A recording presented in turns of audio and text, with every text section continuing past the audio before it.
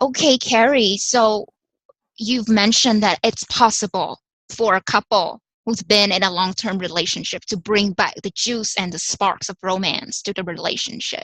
So do you have any specific tips that you can share with us how to do that? Yeah, that's a great question, Emily. One piece is it's funny, I have a question for the question. Okay. All right.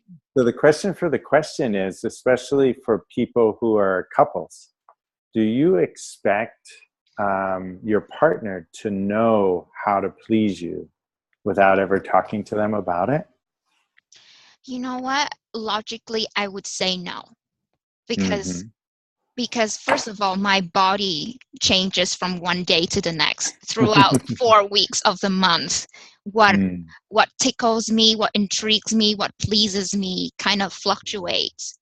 But mm, I would say that when a couple has been in a relationship for a long time, I would say generally there is a sense of expectations. Like you should know. Like mm. we've been together for a long time. You should know what I like and what I dislike. You should know that I want a back rub. You should know that I like to be tickled or I don't like being tickled at the Uh-huh. bottom of my feet, that kind of a thing. Yeah. And I find that expectations don't work. It's Mm. it's the killer. It's what I find works so much better is open communication and Yeah. sharing about what works and what doesn't work, and it may change from one day to the next. Uh-huh. Yeah. Yeah. And then, so then the next question is, again, I love how we both share our humanness, our realness of in what we're doing, but it's also great of thinking about the people we've worked with or others that Yes. we know.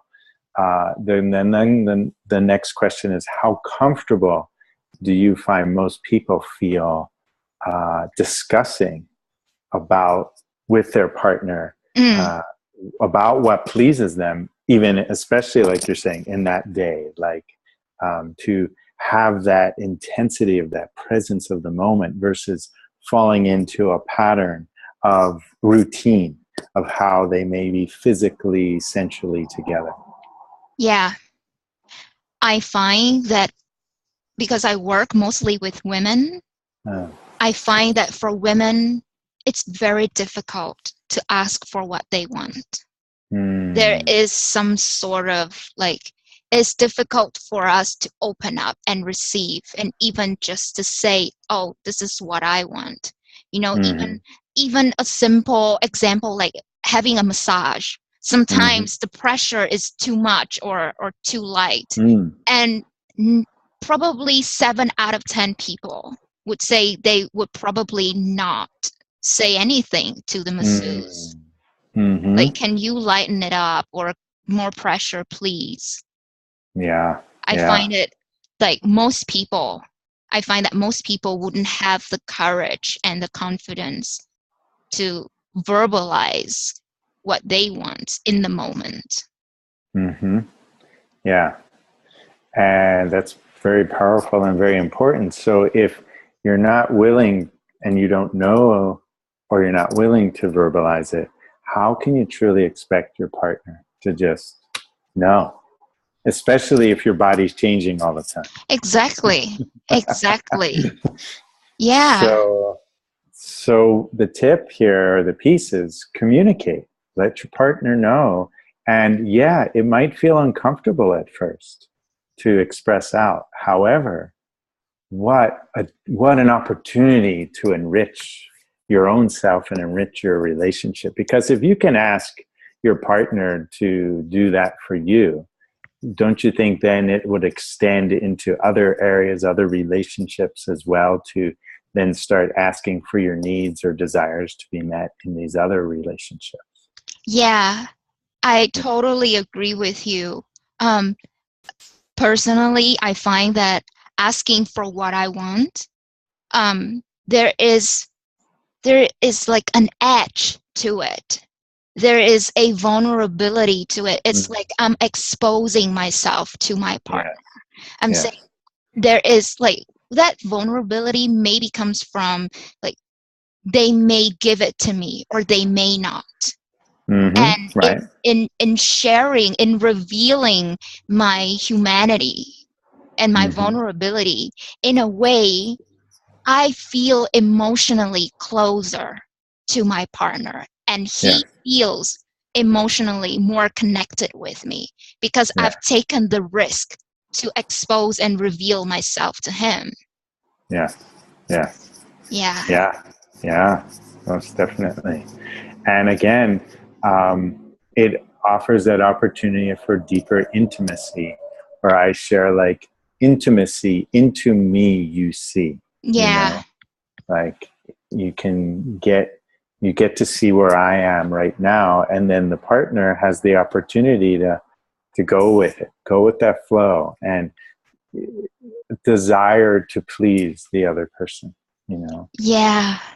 you know, Yeah. um, and yeah, I think it's very important here we're talking about this because the sweetness really emerges from the female.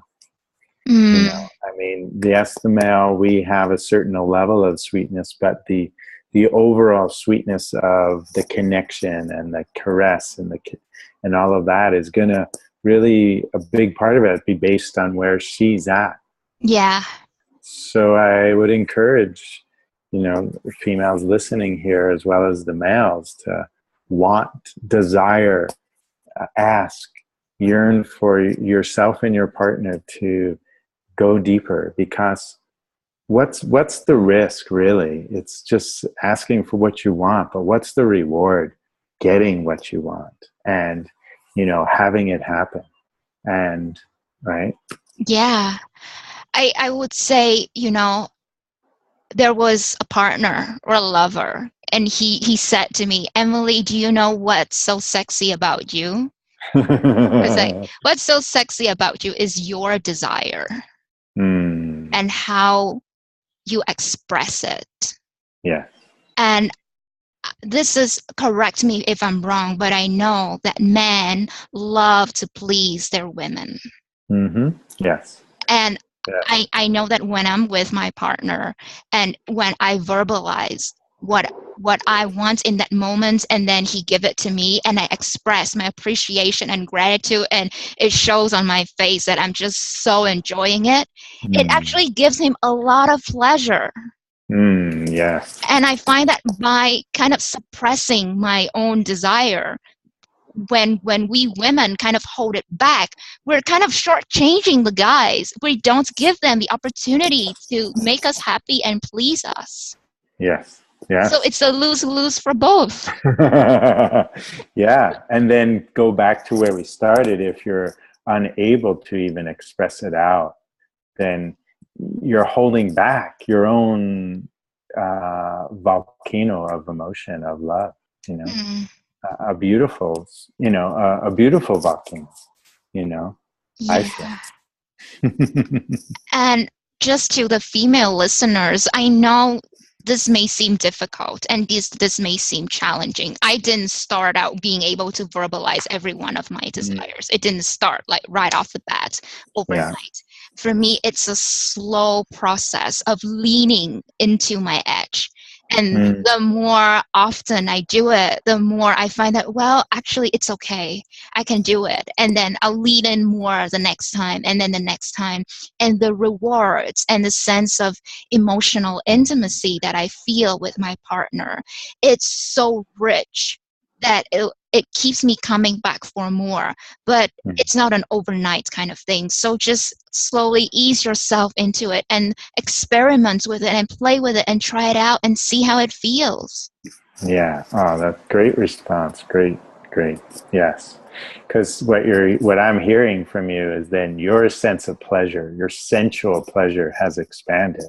Yes. And and this is something that I think is a challenge for, it's a challenge for men and women. It's just though easier for men to quote unquote have an orgasm in some cases than a woman. Mm, Uh, but and I think though the real richness though for both male and female comes from that willing to emotionally be vulnerable And like you're saying, allow yourself to really feel those feelings, of the touch or what you're wanting. And when you're able to do that, my sense is it's this level of sensuality, the enjoyment's going to really rise, especially for women. Do you think that's accurate? Yes, totally. Hmm. So thank you so much, Cary, for such a Yeah, deep and rich discussion. you bet, Emily. Aloha. Yeah, aloha.